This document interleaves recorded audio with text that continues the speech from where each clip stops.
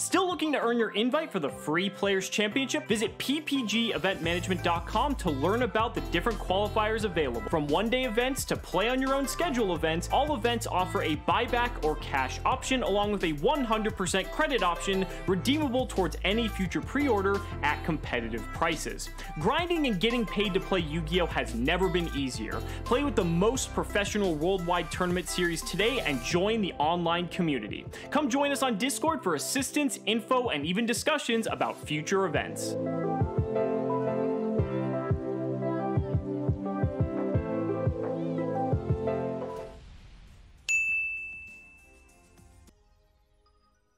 Hey everybody, Joseph Rothschild here, aka MBT, and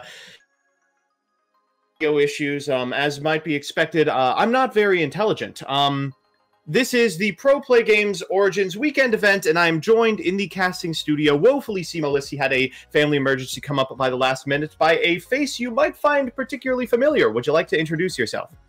Yeah, I'm Dale from Zephyr War Games. I have been doing the PPG stream for a couple of weeks now, and obviously it's a pleasure to be doing it alongside yourself, especially for this weekend. And we're starting off with Spirals. Wow. Yeah, we are watching a game with Alexander Kim, obviously a very storied player, playing a deck that, oh man, it really defies explanation. They're on Spiral, and for those of you who are unfamiliar, PPG is playing an adjusted list, but it did not unban the critical card that enables a significant amount of Spiral combos, that is a Spiral Master Plan. Instead, I think they are just aiming to actually play Spiral as a non-link spammy build. There are some really ridiculous things in this list that I hope we get to see over the course of the game, but notable among them is an infinite negate combo enabled by Mist Valley Thunderbird. I mean, I have no idea how they're going to pull it off. Yeah, I mean, that's going to be the interesting thing to see. I mean, I honestly thought the deck was dead and done once we lost Master Plan, but if they can manage to pull this off on a consistent basis, this is going to get quite scary. Sure. You could see an activation of Effect Failure, I think there. Might have been a mill off the top of the deck, but it does not matter as no Spiral cards can be targeted while Spiral Resort is on the field. Would not be available anyway. It looks like, oh, I see what happened. It was the call-off of Double Helix, and it was correct. Giacomo Viaso is actually on Salamagreat. Their list is pretty heads up. We have a lot of Salamagreat in this tournament, unsurprisingly. It's an extremely strong, consistent deck, well-suited to a 6 or 7 round tournament.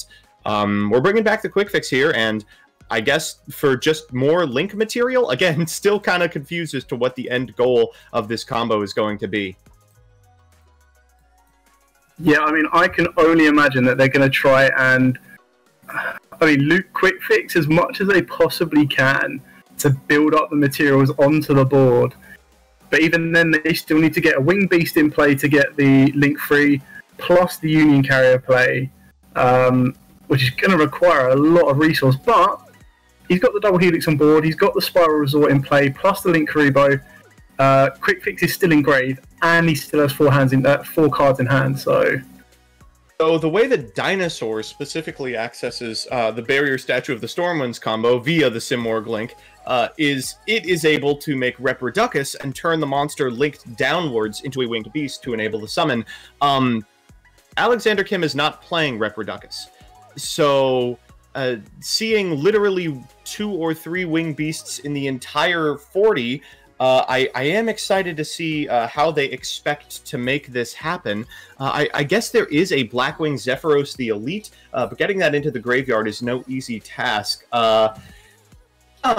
This is very odd.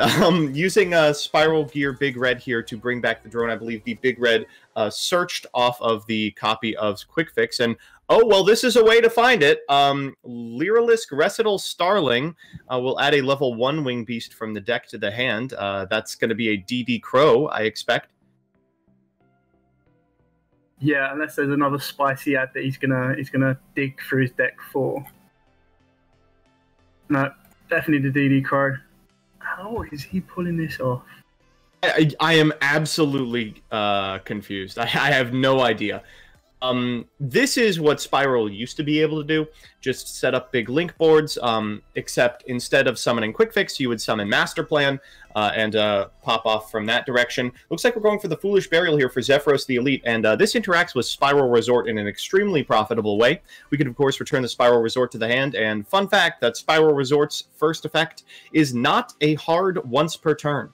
So as it is returned to the hand, they'll be able to summon additional things.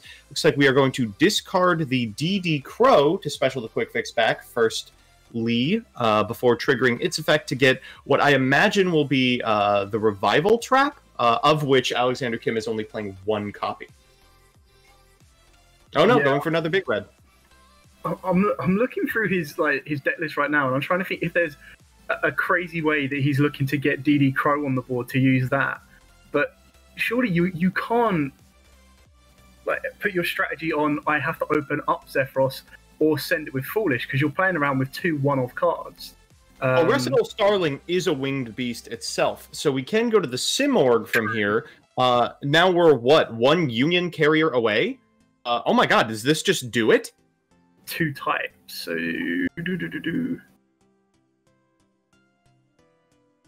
Two types or attributes. At the moment, he's got one Earth and one Dark. So as long as he turns Quick Fix into another Dark... an Anima, yeah. Oh my god, we were scratching our heads here. It turns out it was as simple as summoning an Xyz monster with the correct typing, and then link summoning a Union Carrier. If there's no interruption here, that is all but the end of the game. For those of you unfamiliar with this combo that people thought would be widely played and, of course, completely petered out, Union Carrier is going to equip to Simorg a copy of the smaller of the two Thunderbirds from deck. That's Mist Valley Thunderbird. And then at end phase, we'll be able to use the effect of Simorg to summon a copy of Apex Avian. But an infinite impermanence will make a quick meal of Union Carrier. Yeah, I'm surprised it was held that long, but maybe we were looking at something. So holding it for that point was really, really good and stops it dead in its tracks. This is, cute, but I think, honestly, is not particularly bad for Alexander. From here, of course, we can use Zephyros' effect in order to get back this copy of Spiral Resort. We can fire the Spiral Resort again if we have more ways to pop off. We're going to take 400 damage in the process, of course. And from this position, you might be able to just... summon Appaloosa Pass. That might still be good enough. You don't have infinite negates, but you still have 3 or 4. If you can get a sleeper onto the board as well, that is just the icing on the cake. Looks like we do have 3 in the graveyard, so while we may not be able to activate the effect of Spiral Resort afterwards, we certainly can do that. We'll see what the play is here, but that sounds pretty good. Yeah, without a doubt. I definitely think we're going to see Sleeper come down, and that just to protect the Small. Does Small trigger in either player's end phase? Yeah. It does. Usually you only see it trigger the one time, of course, because Barrier Statue of the Stormwinds is usually the singular target. Looks like we're going for the Sleeper here, and the last resort in hand. This is still really hard to get rid of. Yeah, and to top that all off, the Smorg in the end phase will probably bring out the Mist Valley Apex, which is going to give him a guaranteed Omni Negate off the back of that with a protectable Sleeper. So it's an Omni Negate, Sleeper with a copy of Last Resort attached, Spiral Resort, it looks like. But oh no, we won't. We can still shuffle the DD Crow back into the deck. Yeah, this is just about as good as it could possibly be, given the fact that there was an infinite impermanence in hand. At end step, the Simorg will trigger, and because the Infip was spent on the Union Carrier and not the Simorg, from here we will be able to fetch at least one Omni Negate. Potentially a misplay by firing the Infip a little early. It seems like we could have prevented any negate if we had just negated the Simorg. Yeah, that's actually... I don't think it can be targeted. Yeah, so the Simorg can't be targeted. Or any winged beast monsters it points to. So, wow. I'm just getting walked over with a lack of game knowledge for this combo in particular, but honestly, I did not truthfully prep my Spiral knowledge coming into today, but Alexander Kim has certainly made it look very, very possible. Salamagreat is, of course, a very competent deck in its own right, very capable at chewing through boards, so if anything is going to be able to make it happen from this position, it's the deck with access to Balinks that can all but turn off Spiral Sleeper. Yeah, for sure. I think it really depends. I'm hoping that there's a way of baiting out the Omni Negate and possibly Sleeper to then try and push for the access code, because the access code is just going to be one of those most powerful one-shot cards. And as long as you can deal with what's on board, incredible, but a tough ask already. All right, so Cosmic Cycle in the first hit, pretty good on Spiral Resort, but they might be going for the set card. I'd imagine the set card is a bluffed copy of something like Big Red. It'd be the Cosmic here. I think is completely fine if you're Alexander, right? Your monster can't be targeted regardless, so it doesn't really matter if you lose the targeting protection in Spiral Resort. Just means that whatever you have on board is all you are going to have. You know, no tough follow-up, for example. Yeah, I mean, it's not worth Alexander to negate that Cosmic Cyclone. You just let it go through. I think his board is established enough as it is, and unless anything amazing is in Gia's hand, it's not really under any type of pressure at this moment in time. This is kind of crusty. You've got Jack Jaguar, which is a fine card, and would have been an out to the Infinite Negate, mind you. It would have, at the minimum, fetched the Sleeper activation, but you kind of have to Sleeper here. It's not super profitable. You don't get to hit 2 cards, of course, but it's better than letting the Balinks make it to the field, in which case your Sleeper is just basically off for the remainder of the turn. And that's going to be a scoop out of YuGiOh and a quick win for Spiral, of all things. Yeah, I mean, absolutely insane. Spirals being played in June of 2020, I never would have even considered that. And the whole surprise factor of utilizing and abusing the whole Samorg Infinite Negate, and this was even through an Infinite Impermanence as well. They can still produce some pretty impressive boards. It's kind of rough. Like, has there been any deck that's seen more cycles of competitive success than Spiral? Because Spiral was super rogue when it was first released, then immediately meta during Double Helix, then meta again during the resultant Striker format, just as a going second board-breaking deck with dangers, then meta again as more pieces of or more cards that benefited it in particular came out, and Alexander Kim is making a pretty strong argument for its ability as a rogue contender with about 15 cards on the banned and limited list, 1 resort, 1 quick fix, 0 copies of Master Plan, still making it work. That is real impressive. Yeah, for that, and he doesn't even run Magician Souls, so straight away that was an engine that came out that rocketed. Like, Magician Souls made Spirals, in my opinion, what it was during that format, because we didn't really see Spirals get used and abused before that. So to see that fall out in place of the Winged Beast engine is quite nice as well. So I do want to point out, this list is insane. It's got, of course, the Garnets necessary to make this work. We've got the DD Crow, we've got the Apex Avian, we've got the Thunderbird, and the Zephyros the Elite. Really interesting cards. 1 copy of a Pointer of the Red Lotus main, a single Rescue, a single Solemn. I mean, really hedging their bets here. And then the sideboard is where things get even worse. We've got triple Cauldron of the Old Man. Any idea what that's about? I can only imagine that it's some form of time-winning card. The only thing that I can possibly imagine is a simple card. If you open it, activate it, and then hopefully at some point you're able to burn through it. I suppose so. With a format expected to be full of Altergeist, I guess it makes sense if you expect your games to always go into time. The Salad player, inversely, is playing really normal stuff in the board. Evenleys, Twin Twisters, Called by the Grave. So we will see how this pans out. For Game 2, the Salad player, unsurprisingly, is going first. It's going to go Lady Debug into Balinks, and honestly, that is about as good as you could have hoped for.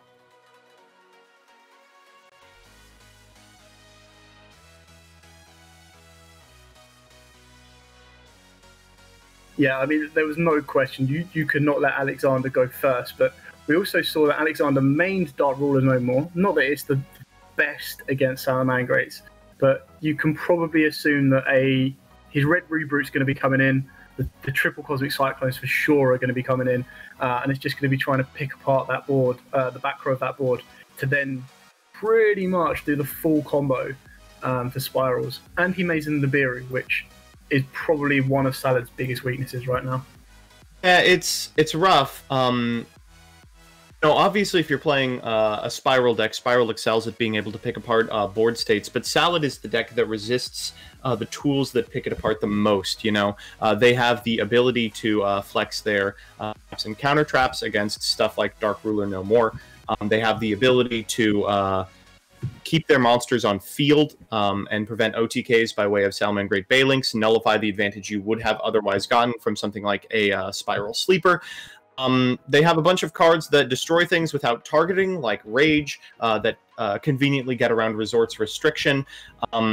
However, as you mentioned, they also do have pretty substantial weaknesses in the form of Nibiru. So I do feel like, really, Alexander could just lay his hand on the table and we could determine who would win this match based off that. Yeah, I mean, Salads are obviously going to build up a little bit slower, but their consistency factor and the way they utilize the graveyard is pretty much second to none sometimes. And I've already mentioned, we've seen the Rage getting put into play. Kim is good, or Alexander's going to pretty much hope that he's opened up a Cosmic Cyclone to deal with anything that's going to hit that back row. But if he's got the Roar as well, he might be pretty protected.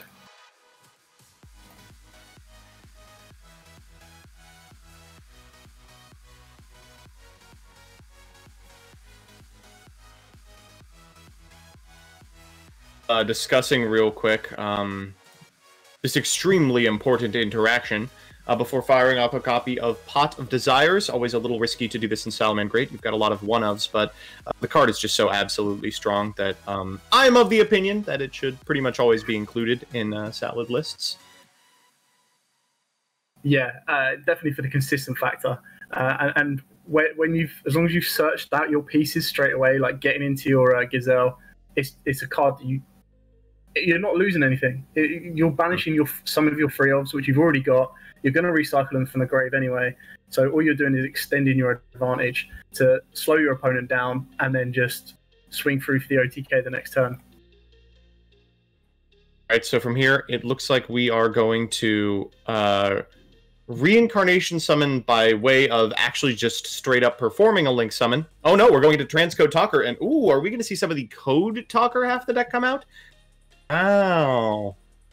So from here, we can get back this copy of Sunlight Wolf by activating the effect of Transcode Talker.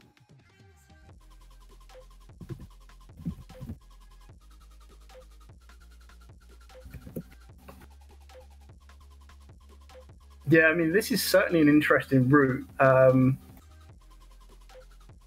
don't know if the Nibiru would have been dropped prior. Ooh. Oh, but right here works too. So, unfortunately, Transcode Talker does have to summon a card to its Link Arrows, I believe.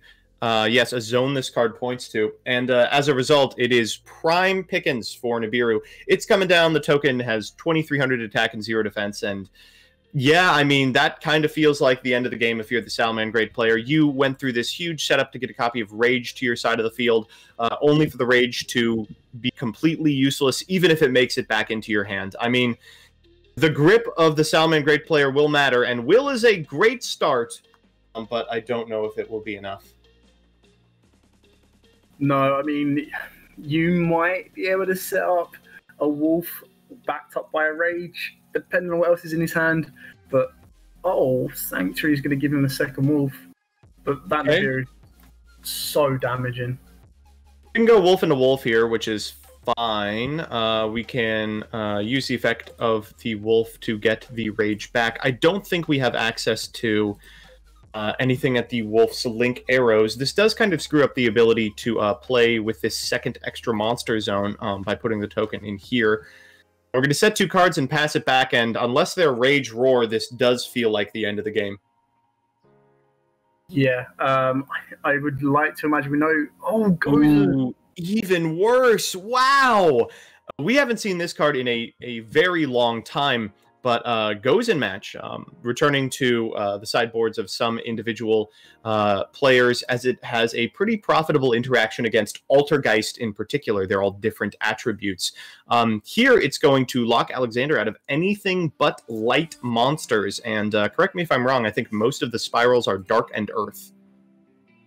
Correct. So it's certainly going to shut down half of the engine.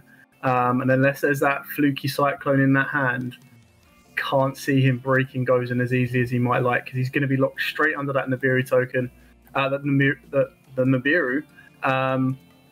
And if at any point the Sunlight Wolf is going to be threatened, I can imagine that Roar is going to come into play. Rage is going to come into play. So it looks like the spirals, we've got mostly Earth. Spiral Sleeper is a light, but getting 3 spirals into the graveyard from this position seems nigh impossible. Tough and Drone are both wind, which is, you know, not light, so doesn't help much. We can attack over this copy of Sunlight Wolf, but with the Balinks in graveyard, it's not likely to accomplish much. This is miserably bad for Alex. Yeah, it might be miserably bad for Alex, but it's actually quite a nice back and forth game. I mean, straight away we thought that Nibiru was going to completely shut down Gia, and then... It completely shut down someone. Yeah. The times you get locked out by your own Nibiru.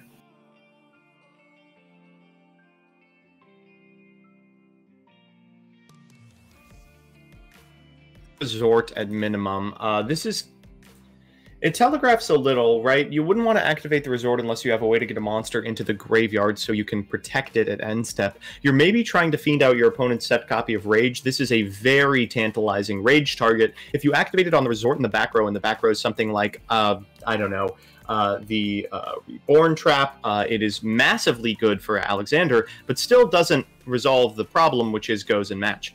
It is going to be met with Rage. Likely we are going to hit the Resort and the set card, depending on how greedy Giacomo feels. Going for it. Yeah, there's no danger in taking both of them out. Yeah, well, there's a little bit of danger insofar as Assault does have a graveyard effect, but because the graveyard effect is to special a Spiral from hand, and I don't think there's any valid targets, it probably won't accomplish much. Looks like we're going to set one card and pass turn. Oof. Now, the other big question is, can Gia follow up on this? Can he get the damage off? Because you kind of want to leave him locked under that Nibiru token, but that is only going to keep you going for so long. If you can't clear it and then follow up with the OTK, you're going to be in a big amount of trouble afterwards. Yeah, one of the problems that Salamagreat just generally has is an inability to like do damage. Obviously, and out things with more than 2300 attack. Obviously, that weakness has been severely mitigated by the printing of access code Talker, which just cleans up a ton of these board states, but pretty hard to get to it without transcode and the extra. That Nibiru coming down after the transcode summon means that we're going to have to get creative with lines. Foxy is a good first step. We'll fire that off and maybe find a free special off the top of the deck.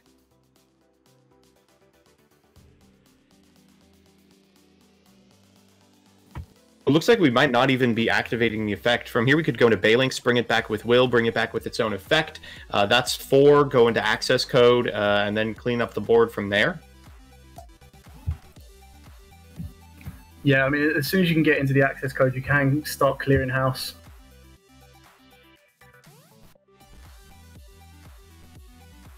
We are going to go ahead and activate the effect, and oof, that's a rough one.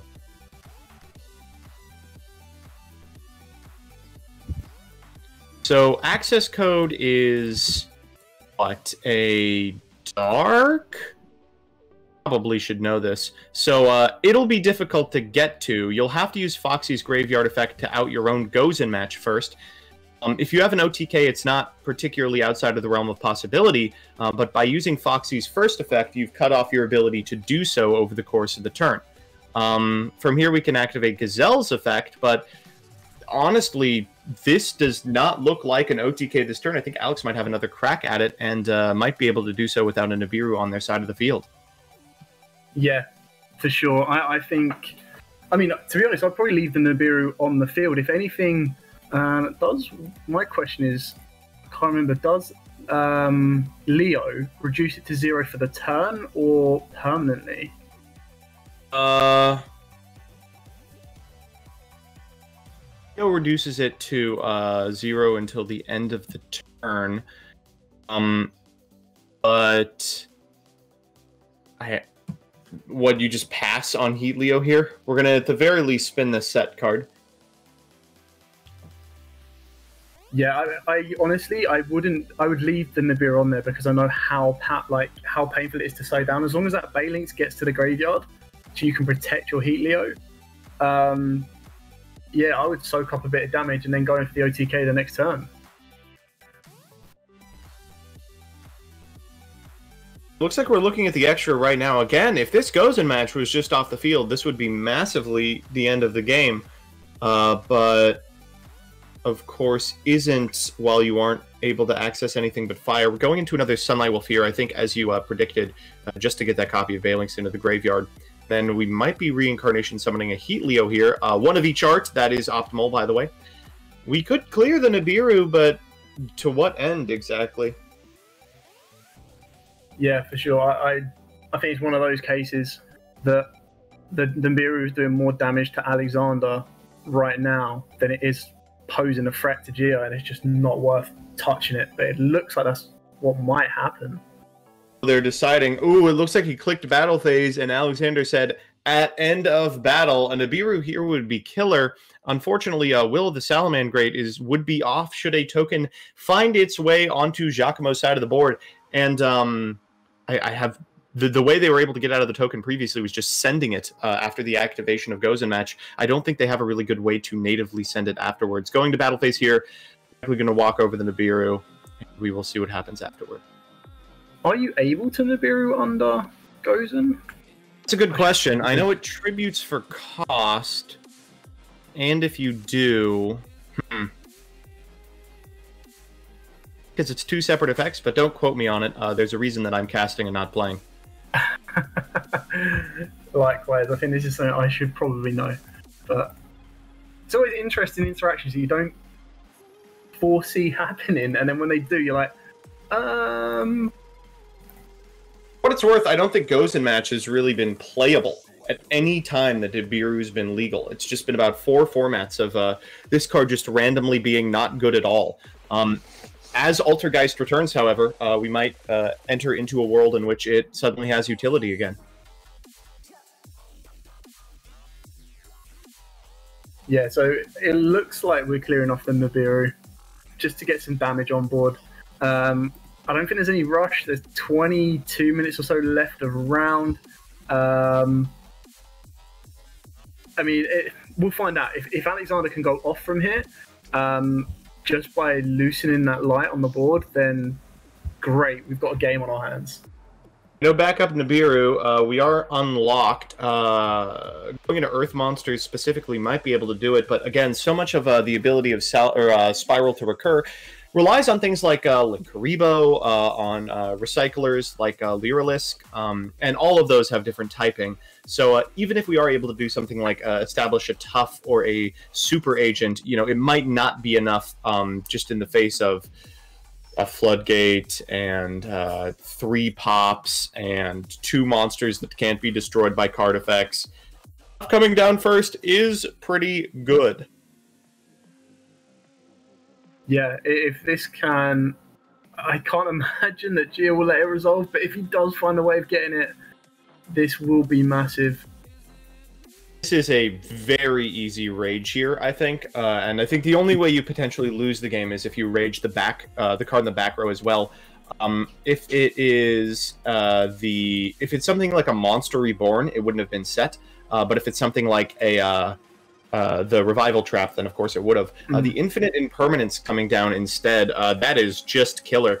Spiral Tough absolutely needs to be able to pop this Gozen match if Alexander wants to get anywhere. Yeah, I definitely think we're going into Game 3 on this one. I can't see a way back at it. Well, please don't second half. We could take 400 here. We can use the graveyard effect of Assault to go into another Tough to pop the Gozen match, but from that position, we know every single card that we have. Super Agent, the last card in hand. Woo, that is rough. There's no way to negate this from YuGiOh. It could pop either the Gozen match or the Roar. Calls Monster. Looks like he got it right. What do you want to hit?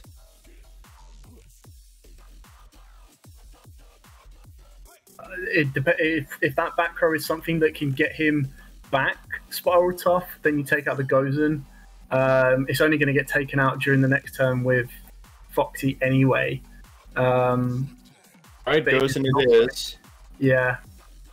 I wonder if this will prompt the Rage. If I'm YuGiOh, I'd probably just say, yeah, okay, what on earth are you going to do from this position? Enjoy your Super Agent, end your turn, please, so I can win. I mean, the set card would have to be exactly Rescue. I can't imagine what else it would be. A Pointer, maybe?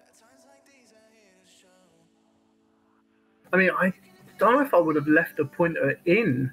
I probably wouldn't have even put Judgment in either. I'm really struggling to think what it could be outside of Rescue, and if YuGiOh can get that read as well, a Rage here just to destroying the Agent does seem like it wins the game, but also no action might also win the game, just letting them end on a board of Super Agent Pass. Yeah, well, I mean, straight away, this does allow him to, use Foxy without having to get rid of his Gozen. There's definitely enough coming back from board. We've got a Jaguar still there, protection from Balinks, and then depending on whatever else is in that extra deck, if he plays 2 transcodes or another way of getting through it, definitely going to have game just through access code. I think this is actually just it, right? We can use the effect of Jack Jaguar to put back the Heat Leo, reincarnation the Heat Leo, spin the set card, and then go into access code or what have you, ending the game via 8 or 9 different ways. I do like that Alexander is waiting, knowing that he's favored in time by the virtue of the contents of his extra deck.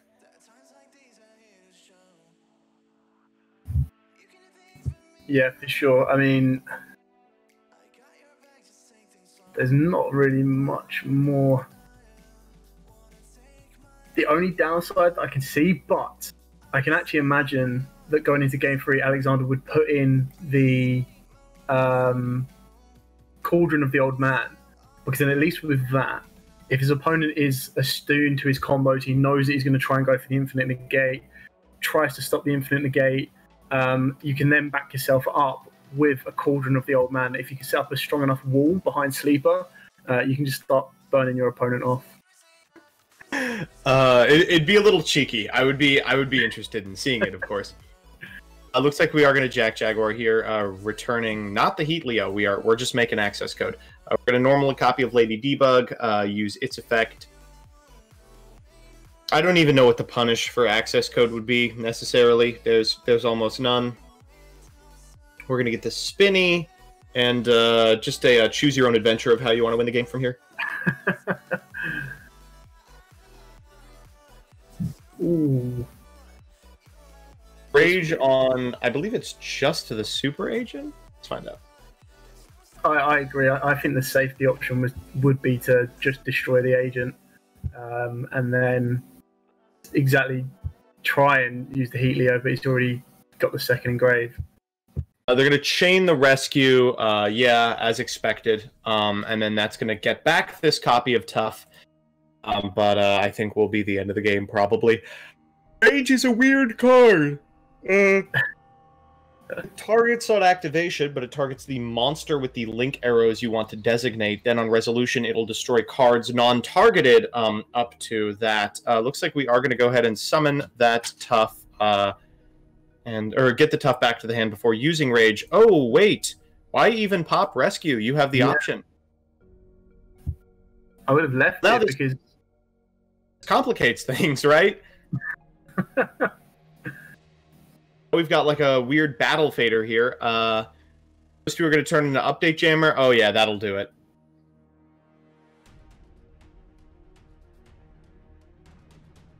We go Update Jammer and Sunlight Wolf into Access Code Talker. that access code talker will not only be at 43, it'll also be able to attack twice. Even with a reborn copy of Spiral Super Agent, this should be enough to win the game.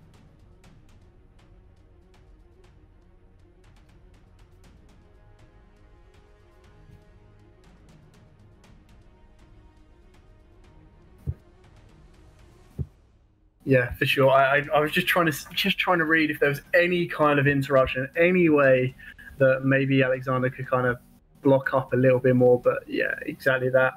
Whether you protect the first access, the second one's going straight in for the kill. All right, here comes the rescue activated in Graveyard. We'll walk over this copy of Super Agent.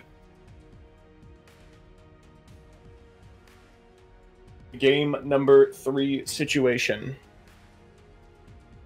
Targeting the will here. Yeah, banish the Balinks. That would be most effective BM. Don't worry. It's all about min-maxing BM.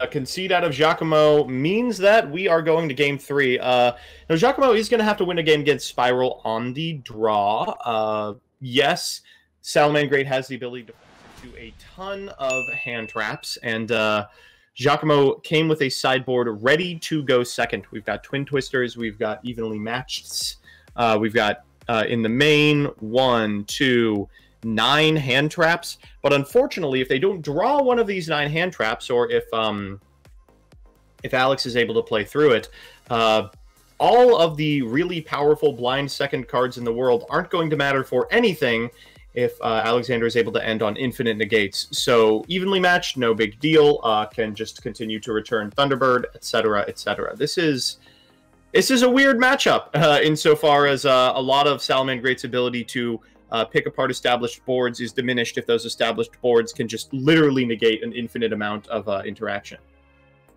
Yeah, for sure. And I mean, exactly that. If there's no Dark Ruler no more, which is probably your best card to kind of stun that board that's going to come out from the Spiral player. We already saw that if you used the Imperm, he used it a little bit early, hit the Union Carrier. But maybe if it was used a little bit earlier than that, it might have been able to stop other things as well. We also saw a Veiler get dropped as well. The frustrating part like those specific pieces of interaction is they kind of have diminished utility against stuff like the Simorg Link, Spirals with a Resort on field. There are kind of few and far between places where you can even interact. So, you know, it will depend a lot on the quality of Alexander's draw. Yeah, without a doubt. And we kind of saw the consistency of how well Alexander goes off as well to get everything going. And already looked like he's opened up pretty well. Yeah, Foolish Burial Goods for an Assault. Remember when Assault was like sometimes a one-of? It's been a fabulous combo piece this set. Yeah, I mean, Foolish Burial Goods in this deck was absolutely insane. Probably second, in my opinion, only to Lunar Lights. Oh, but a pass! Oh no, he bricked! Oh no! Well, this is... wow, this is extremely bad for Alexander. Trying to think if there's any, like, floodgates that would just shut down Salamagreat entirely, but, oh boy. No, not in this way. I mean, I was going to say, is it worth putting in Twin Twisters? Like, what's going to happen right now? I can only imagine them back rows are Call by Grave, possibly a Judgment. Judgment could be a Pointer. Still extremely rough. Obviously, you wanted to open 2 Spirals, and it didn't happen. Oh, a Pointer is one of them. We are going to see it, and maybe this will make the hand a little bit worse. Yeah, I'm interested why he didn't shotgun it during the standby phase, but I suppose once the normal summon's committed, I mean, even then, you're just going to be able to go Baylink, Search, and continue to go from here. Well, it's possible you can get them into a line where they have to go Balinks, Sanctuary, Reincarnation Balinks, return the Balinks with Jaguar to make their way to Sunlight Wolf, and then, like, pass. If you make the hand bad enough, maybe that's the saving grace, is that that's all they have left. But it does allow you to play with perfect information. You do expect you're not going to get OTK'd by Salad, and banishing the Parallel Exceed is pretty good at stopping setup. Yeah, for sure. And I mean, let's not forget as well, even if Alexander did brick, he does have the Nibiru's, and they will certainly save him. I would like to think if there was a will in the hand, that might have been taken away. No. Oh, second a pointer. Oh, wow, you are getting dangerously close to just dying to Jack Jaguar attacks here. Looking at the hand once again, let's see what we rip out of it. This is a weird line to be in. You know, you had mentioned that it's very possible that he's got something like a Nibiru and aims to win that way. But if you take enough play starters out of your opponent's hand, they might not even play into something like a Nibiru. You're simultaneously making their hand worse by, but also demanding they play at least a competent capacity in order to access your really huge blowout cards. Taking the Spinny here, and I guess we will have to see how good Salamagreat is with the 4 worst cards in its hand. Yeah, I mean, the biggest plus side right now is that from just what I'm seeing on board, we could have Alexander down to 17. If my math is right, 1,700 life points. But you do Jag into Balinks, bring back the Jag, and then swing in. Then you turn both the Jag and the Balinks into Wolf. That then gives you the Balinks protection for Wolf. I can only imagine if there was any Rage or Roar in that hand, they might have been ripped as well. Well, Spinny and Exceed are tame extenders. Yeah, the parallel take is interesting in particular. The target for this parallel in Giacomo's extra deck is Traptrix or Aphlesia, which sends a Grave Hole, the new Trap Hole card. Oof, a Pot of Desires in the hand as well. And if a Grave Hole is able to be accessed at any point in the game, something like Nibiru is just straight up offline. So if you expect your opponent to be able to extend past a certain position, you know, you would do your best to take that card out of the hand. Was that a lack of a Balinks activation as well? Oof. That's an opener. I mean, I'm just trying to think. I mean, Spinny was bad because Spinny would have been able to extend you anyway, but... Will. I mean, Will is okay. You only have this copy of Jack Jaguar in the graveyard, so the Foxy special from the hand is what's going to happen here. We're going to Reincarnation summon this copy of Balinks. That's going to enable the Jack Jaguar in the graveyard. We can go into Sunlight Wolf twice here, but with no spell or trap in the grave, there's no real reason to do so. I don't know. This is a rough one. This game. If you put Bailey, surely if you put Bailey... Wow. By going through Update Jammer, we are just going to win the game. Going into Update Jammer and then linking it with Balinks away for a copy of Transcode Talker is lethal damage. Alexander, you gotta have a Nibiru or else you are going to lose right now.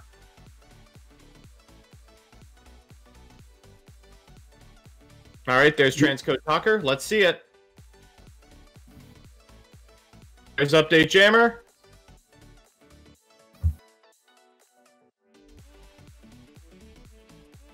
I bet that Desires drew into that Will. Oh, no.